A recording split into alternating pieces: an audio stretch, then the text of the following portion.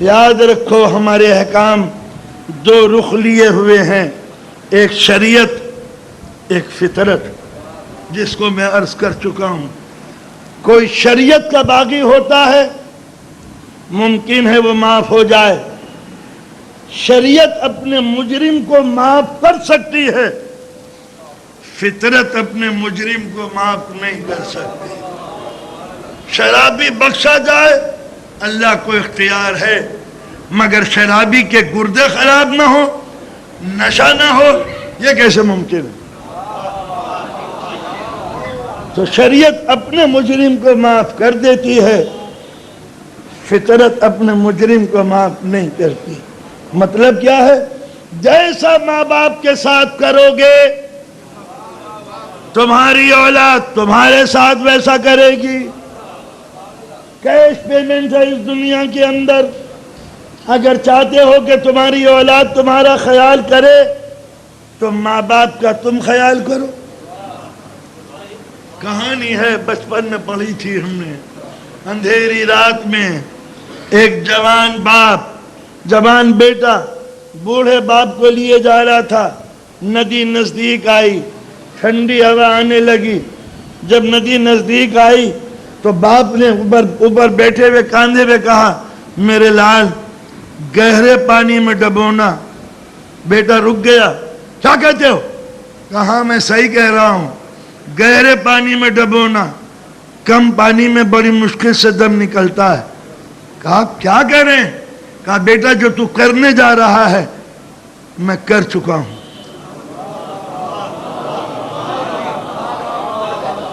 میں نے اپنے باپ کو ڈبویا تھا تو آج یہ توقع ہے کہ تو بھی مجھے ڈبو دے، مگر گہرے پانی میں۔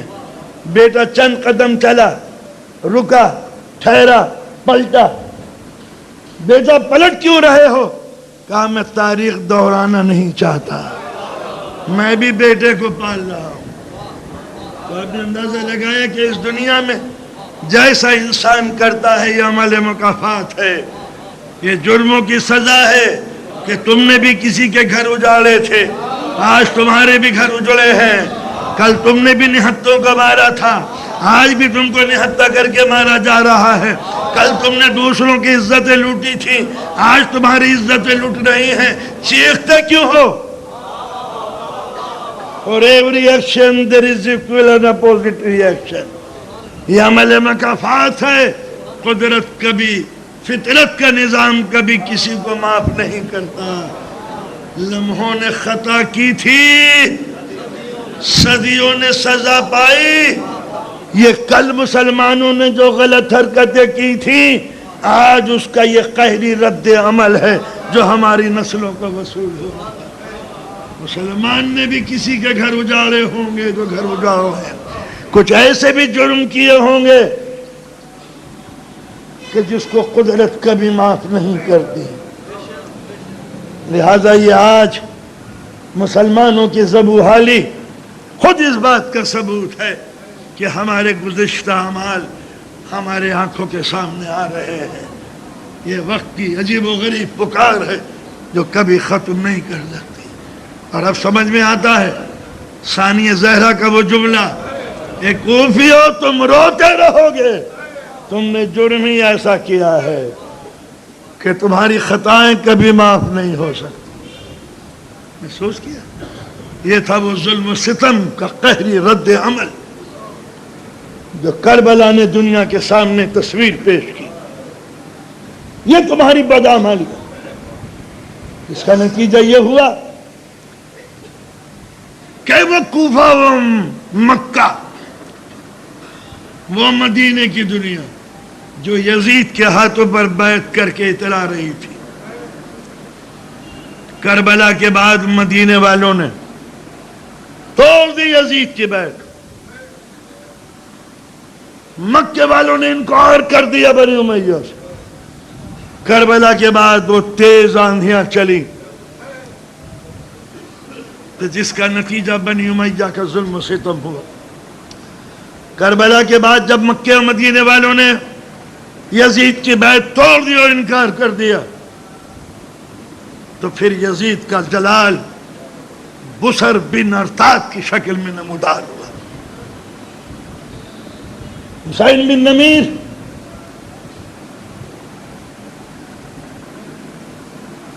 یہ بھی لشکر لے کے چلا، بسر بن ارتاد نے مکہ جلا دیا۔ یہ خوریزی کی ہے خانہ کعبہ میں یزید کے لشکر نے کہ مہینوں تک سین خانہ کعبہ میں لاشیں سوتی رہیں۔ حسین بن نمیر نے مدینہ لوٹ لیا، مردوں کو قتل کیا، 10,000 صحابہ کرام کی اولاد قتل کر دی یزید کے اس جنرل نے، حسین بن نمیر۔ 30,000 عورتوں کی بے عزتی کی گئی، 30,000 صحابہ کرام کی اولاد ماری گئی، 10,000 لڑکیوں کی بے عزتی کی گئی۔ یہ لڑکیاں باہر کی نہیں تھیں، صحابہ کرام کی بیٹیاں تھیں۔ 1,000 ناجائز بچے پیدا ہوئے مدینے میں۔ مسجد نبوی میں یزید کے لشکر نے اپنے گھوڑے باندھے، لیچ کے غلاظتوں کے انبار مسجد رسول میں لگ گئے، چن چن کے بنی امیہ کو قتل کیا گیا۔ اندازہ لگا، چن چن کے ایک ایک آدمی کو مدینے کے اندر قتل کیا گیا لشکر یزید کا۔ یہ انتقام تھا بنی امیہ کو قتل کرنے کا۔ مدینے کی وہ بے عزتی، وہ بے رسوائی، یزید کو 3 سال ملے حکومت کرنے کے لیے، 60 61 61 62 62 63۔ پہلے سال میں اس نے نسل رسول کو تباہ کیا، اگلے سال اس نے مدینے کو تاراج کیا، اس کے بعد اس نے خانہ کعبہ میں غلاف کعبہ جلا دیا۔ آثار قدیمہ کی جو چیزیں تھی مکے میں خانہ کعبہ میں لوٹ لی۔ 3 سال یزید کو ملے ظلم ڈھانے کے۔ اب آپ دیکھیے آج بھی یزید کے ہم نوا اس کے اس جرم پر پردہ ڈالنے کے لیے کس قدر کوشاں ہے۔ یہ ہے باطل کی حمایت کا جذبہ۔ یہ تھا تو حاکم چاہے کچھ بھی کیا۔ یہ عقیدہ مسلمانوں کا بن گیا کہ حاکم سے باز پرس نہیں کی جا سکتی۔ حاکم ذل الہی، حاکم امیر المومنین، چاہے جمے یا بھاگ جائے۔ آپ نے ملاحظہ فرمایا، یہ ہے دنیا کی فکر، یہ ہے دنیا کے زمانے کا انداز۔ مدینہ لٹ گیا، کسی کو غیرت نہیں آئی۔ مدینہ تاراج ہو گیا، کسی میں حرارت نہیں آئی۔ نبی کا گھرانہ تباہ و برباد ہو گیا، کسی کو خیال نہیں آیا۔ جس وقت حسین بن نمیر تاراج کر رہا تھا مدینے کو، ظلم کے مکافات کا نتیجہ سامنے آ گیا۔ خبر ملی کہ یزید فی النار ہو گیا۔ یزید کے مرنے کی خبر سن کے حسین بن نمیر، بسر بن ارتاد یہ وہاں سے دوڑے چلے۔ حسین بن نمیر راستہ بھول گئے، لشکر بچھڑ گیا، پیاس سے مرنے لگے، حالت خراب ہو گئی۔ ایک جگہ حسین بن نمیر کا گھوڑا تشنہ لبی کے بل، منہ کے بل گرا، گر کے مر گیا۔ حسین بن نمیر پیاس کی بنا پر بے ہوش ہو گیا۔ آنکھ کھلی تو رات تھی، لق و دق صحرا تھا، تشنہ لبی کا احساس مٹ چکا تھا۔ منہ پہ کسی نے پانی کے چھینٹے دیے تھے، پانی منہ میں چبایا تھا۔ آنکھ کھولی، لق و دق صحرا، آسمان پہ چمکتا ہوا چاند اور زمین پہ ایک نفس مہربان محسن جو پانی کے ٹھنڈی پیالے لیے بیٹھا تھا۔ حسین، یہ پانی ہے، یہ خرمے، یہ روٹی، اطمینان سے کھا لے۔ وہ خرمے کھا رہا ہے، غور سے اس کو دیکھ رہا ہے۔ جنہوں نے یہ ساری چیزیں مہیا کی تھی. یہ خیمہ تیری آسائش کے لیے، یہ گھوڑا تیری خدمت کے لیے، یہ رقم تیرے زاد راہ کے لیے. کون ہے آپ؟ کون؟ اس لق و دق صحرا میں مجھے بچا لیا آپ نے، کون؟ کہا حسین یہ نہ پوچھ کے کون ہے، کسی اور چیز کی ضرورت ہو تو بتا، ہم دے دیں گے. محسن اجنبی راہ میں کوئی زندگی بچا لے، اس سے بڑا کریم کون ہوگا؟ تم نے وہ کردار ادا کیا ہے جو ذہن میں تسلیم نہیں آتا. ذہن تسلیم نہیں کرتا کہ کوئی دنیا میں اس قسم کا کوئی ہوگا. میں اجنبی آدمی ہوں، میرے اوپر یہ مہربانیاں نہیں. حسین بن نمیر تو ہمارے لیے اجنبی نہیں ہے. آپ میرا نام کیسے جانتے ہیں جبکہ میں آپ کو نہیں پہچانتا؟ تو بھی ہمیں پہچانتا ہے. شاید جگہ کے بدلنے سے تم بھول گیا. حسین مجھے نہیں پہچانا تو نے؟ نہیں. ذرا سوچ، اگر میرے اس ہاتھوں میں مہار ناقہ ہو، ناقے پہ میری ماں بہن اور پھپھیوں کے کھلے ہوئے سر ہوں، رسن بستہ میرا خاندان، میرے ہاتھوں میں زنجیر، گلے میں توق، پیروں میں بیڑیاں، حسین بن نمیر تو نے پہچانا؟ کون؟ علی بن الحسین، سید سجاد، حسین کے بیٹے. تو نے میری جان بچا لی. آپ جانتے ہیں میں نے کیا کیا ہے؟ آپ کو معلوم ہے کہ ہم نے کیا سلوک کیا تمہارے ساتھ؟ پوچھنے کی کوئی ضرورت نہیں ہے جب تک علی اکبر کی یاد کلیجے میں زندہ ہے. حسین ہم تجھے بھول نہیں سکتے. حسین بن نمیر ہم تجھے نہیں بھول سکتے جب تک علی اکبر کی یاد تازہ ہے کلیجے میں. فرزند رسول، ہم نے آپ کے ساتھ اتنی زیادتیاں کی اور آپ نے یہ ساری عنایتیں.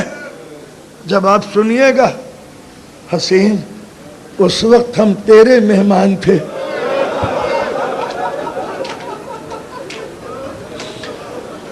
اس وقت تو ہمارا مہمان.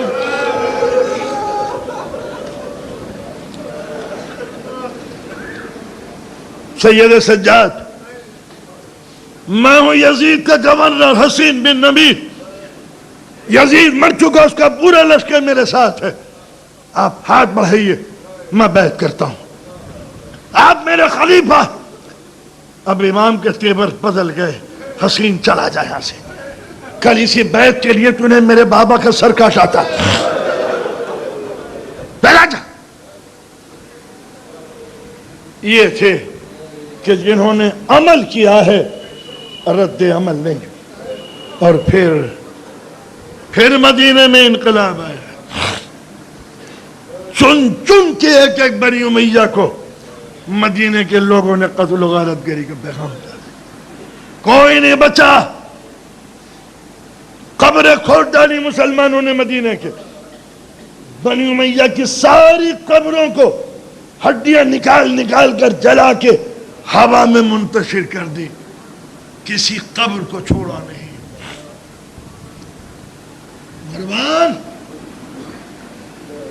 اپنے گھر والوں کو لے کے جان بچاتا ہوا مدینے سے بھاگا. چلتے چلتے سمندر کے نزدیک آیا. ریڈ سی، بحر احمر. سمندر کے کنارے آل رسول کا ایک زراعتی فارم تھا جس میں آل رسول اپنے دن گزارتے تھے. اس میں اتنا غلہ پیدا ہوتا تھا کہ مدینے کے 3 سال کی ضرورتوں کو پورا کرتے. رسول کی وفات کے بعد علی یہیں رہتے تھے. کبھی کبھی چلے جاتے مدینے. کربلا کے بعد آل رسول اسی زراعتی فارم میں رہتے تھے. کبھی کبھی چلے جاتے ہوں گے مدینے. مروان جان بچا کر وہاں سے بھاگا بیوی بچوں کو لے کے. رات کا وقت چاند نے چھٹکی ہوئی. کھجوروں کے درختوں کے زیر سایہ ایک مصلی بچھا ہوا ہے. رات کی تاریکی میں کوئی رو رہا ہے. غلام بڑی دیر سے ادب سے ہاتھ کو جوڑے بیٹھا ہوا ہے. مولا نے ملتفت ہوئے. خیریت ہے؟ کیسے بیٹھے ہو؟ فرزند رسول کوئی شرف ملاقات چاہتا ہے. پہچانتے ہو؟ مولا میرے لیے وہ اجنبی ہے، خوف زدہ ہے، ہراساں ہے، بھوکا پیاسا ہے، لٹا ہوا ہے، کپڑے پھٹے ہوئے ہیں. بلاؤ. کون؟ مروان؟ ہاں فرزند رسول میں مروان. کیا حال ہے تمہارا؟ مدینے والوں نے لوٹ لیا، مردوں کو قتل کر دیا، جان بچانا مشکل تھا. میں اپنے گھرانے کی عورتوں کو لے کے بنی امیہ کی عورتوں کو لے کے آ گیا. کہاں آ گیا ہے؟ کس کے دروازے پہ آیا یہ؟ لٹی ہوئی عورتوں کو لے کے آ گیا. فرزند رسول بنی امیہ کی عورتیں میرے ساتھ ہیں، پناہ کا طالب ہوں. مروان تمہیں پناہ دی جاتی ہے، مگر مولا میرے ساتھ بنی امیہ کی عورتیں بھی ہیں. ہوا کریں، ان کو بھی پناہ ہے. امام نے نظر اٹھائی، خادم کو بلا کے آواز دی، کنیز کو آواز دو جو زینب کبریٰ کی خدمت پہ معمور ہیں. ان کنیزوں کو. کنیزی آ گئے. جا کے زینب کبریٰ ام کلثوم کو ہمارا سلام کہو، اور شہزادی سے کہنا کہ کچھ بے وطن عورتیں ہیں،